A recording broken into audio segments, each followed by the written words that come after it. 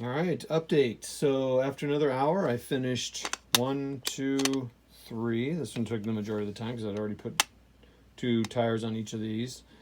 This one, I think I was completely done with this one, but whatever.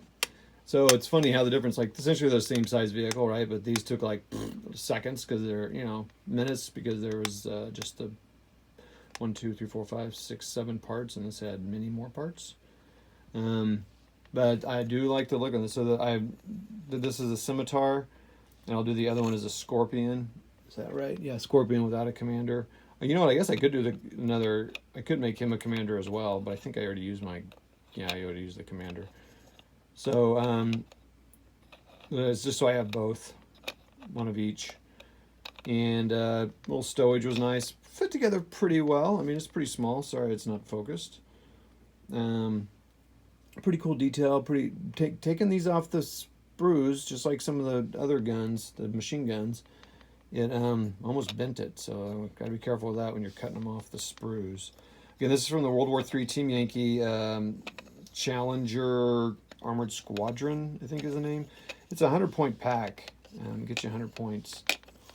So anyway, a little stowage here in the back. The little gas cans is cool. Such a tiny vehicle. It's so crazy. So crazy. And these are cool. And I could not get these quite thing. They'll be fine on the table.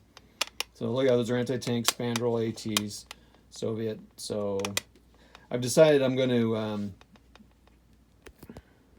there's the stuff that I finished yesterday, and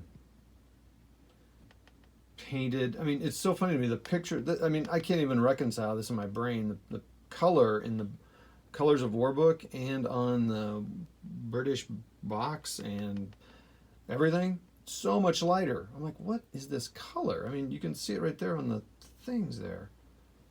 That's that light. That's that light green. No, that is not. What? How? Who? This looks like the black. Well, no, it gets darker. And if I shut this, I painted the bottom just to see.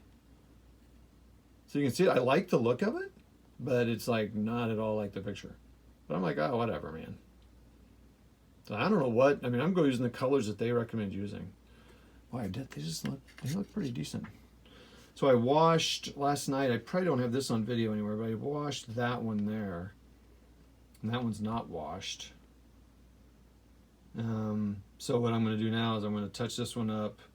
I can't decide if I'm going to use a lighter shade of the bronze green or just use bronze green. So I've never had much luck with that, so I'm going to go back up because I want to make my stuff lighter. But those things are so much bigger than those T64s. Anyway, I'm liking how it's looking so far, but I've decided I'm not going to paint because that is like a totally separate step. And so I will maybe prime just to kind of protect the vehicles a little bit, so I can kind of do that part, but I'm not going to spend much time painting because that just takes time because you got to think about the colors you're using, and like me having to think through the thing. That's like a different mindset. So I'm going to build and then paint, and I'm not sure. I still am not sure how I'm going to do the miniatures. Painting on the popsicle stick method or basing. Because I got pretty motivated when I based the stuff. So I definitely want to have the miniatures primed. I'll have to think through that. All right.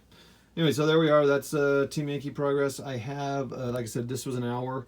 And so right now I have about 8 hours, 8.75, 8 3/4 hour building and 1.7 hours painting.